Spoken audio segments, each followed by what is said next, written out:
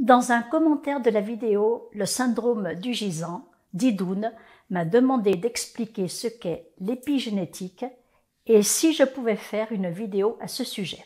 Donc voilà, après avoir fait mes propres recherches, je peux enfin vous présenter en quoi consiste l'épigénétique et pourquoi c'est un phénomène particulièrement intéressant qui nous concerne tous.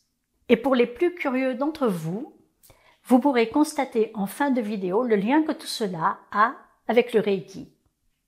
Tout d'abord, qu'est-ce que l'épigénétique? Pour en parler, il faut commencer par parler de l'ADN et du vivant.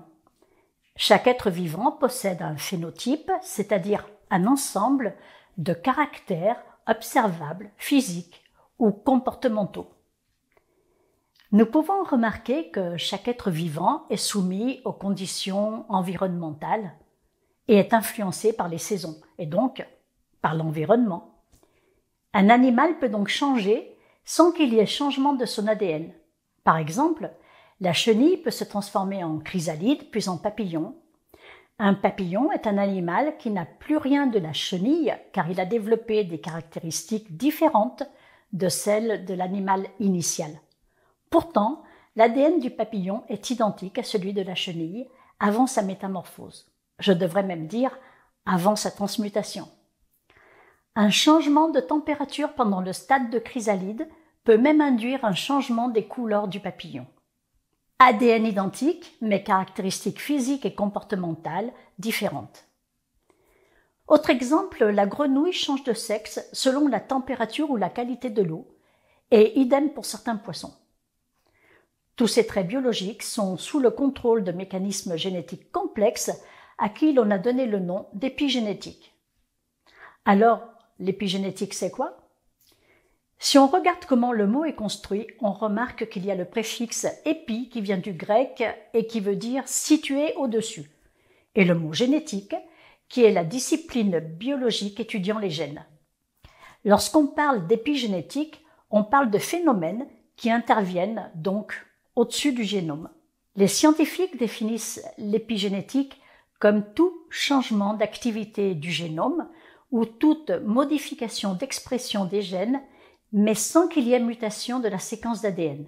Cela est important à comprendre car dans l'épigénétique, il n'y a pas de mutation de l'ADN, mais il y a de gros changements chez l'animal. Ce sont des phénomènes qui viennent contrecarrer la fatalité génétique. Pensez à toute l'hérédité que vous pourriez contrecarrer si vous saviez comment le faire. Au début des années 50, 1950, on pensait que le génome pouvait tout expliquer, que tout était déterminé à l'avance grâce à l'ADN et que la caractéristique de chaque animal était donnée par son ADN. Mais on a constaté une grande diversité dans la nature qui n'est pas explicable par l'ADN seul. Par exemple, les papillons, dont nous avons déjà parlé, ont le même ADN et des couleurs totalement différentes. Il y a donc quelque chose en plus qui manque à l'explication et l'ADN ne suffit pas à tout expliquer. C'est là que l'épigénétique vient compléter l'explication génétique classique. Lorsque les scientifiques ont étudié les génomes et ont réalisé les séquençages complets de plusieurs génomes, et qui, malgré toutes les mutations connues des génomes, n'ont pas pu trouver tous les effets phénotypiques, une idée a germé, celle d'une intervention externe au génome. Nous pouvons dire que c'est la découverte scientifique la plus importante de ces 20 dernières années, car elle nous donne les clés pour modifier chez nous certaines caractéristiques. Dans son livre « La symphonie du vivant », le scientifique Joël de Ronet montre que chacun d'entre nous peut devenir le pilote de son propre corps en agissant sur ses gènes, en modifiant son mode de vie. Joël de Ronet n'est pas n'importe qui, il a travaillé à l'Institut Pasteur, au MIT et est l'un des pionniers de l'étude et de la conception des molécules par ordinateur. Pour résumer, il y a l'ADN qui est la carte d'identité d'un individu. On pensait que l'ADN pouvait tout expliquer concernant cet individu et que cela déterminait absolument toute la vie de l'individu, ses maladies comme sa bonne santé, ses possibilités physiques comme ses capacités intellectuelles. Puis on a constaté que quelque chose situé au-delà de l'ADN pouvait modifier les prévisions du départ. À ce quelque chose, on a donné le nom d'épigénétique. Au-dessus de la génétique donc. Joël de Renet explique que l'on peut moduler l'expression de nos gènes par notre comportement. On peut imaginer que nos gènes sont comme des tiroirs empilés les uns sur les autres, fermés avec des clés, et cela constitue le code génétique avec tous les programmes qui font marcher notre vie. Mais ces programmes ne sont pas tous activés car il nous manque les clés. Mais avec notre comportement, nous pouvons sécréter dans notre corps des molécules qui vont agir comme des clés pour ouvrir ou fermer ces tiroirs dans lesquels il y a des recettes qui permettent de fabriquer quelque chose, des enzymes ou des protéines qui contrôlent le fonctionnement de notre vie.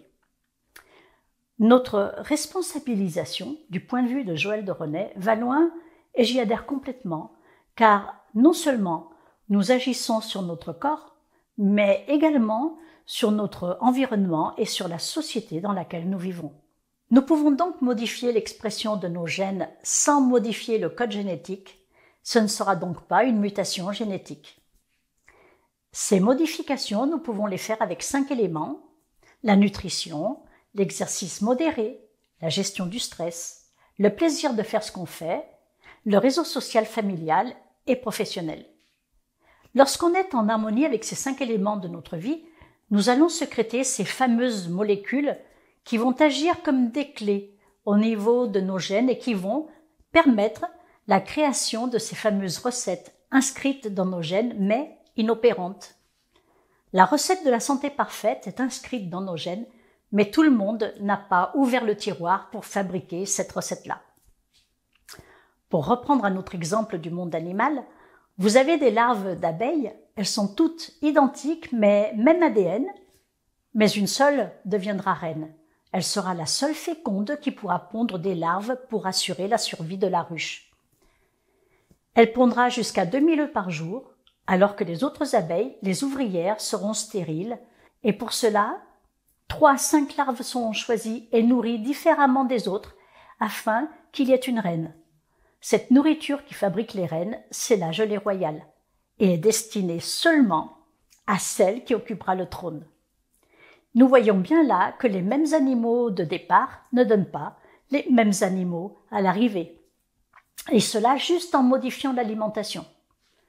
La reine sera toujours nourrie à la gelée royale de sa naissance jusqu'à sa mort.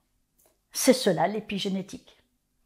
Faire attention à votre alimentation, à votre état émotionnel, à vos pensées, à votre état de bien-être physique, permettre de développer dans votre corps les recettes qui feront de vous des humains responsables, en bonne santé mentale et physique, collaboratifs et participatifs pour un monde meilleur. Et je vous l'ai déjà dit, mais intégrer les pratiques du Reiki à votre quotidien, c'est transmuter l'information pour guérir vos blessures d'une part physique, mais aussi psychologique. En pratiquant le Reiki régulièrement, vous modifiez considérablement votre mode de vie et impactez vos gènes sans modifier pour autant votre ADN. C'est la raison pour laquelle vous pouvez tout envisager, comme guérir votre asthme ou consolider vos fractures, même si votre médecin vous a dit que la guérison était impossible. Cela aussi, c'est de l'épigénétique. Je vous donne rendez-vous mercredi prochain pour une nouvelle vidéo. Et d'ici là, prenez soin de vous. Au revoir.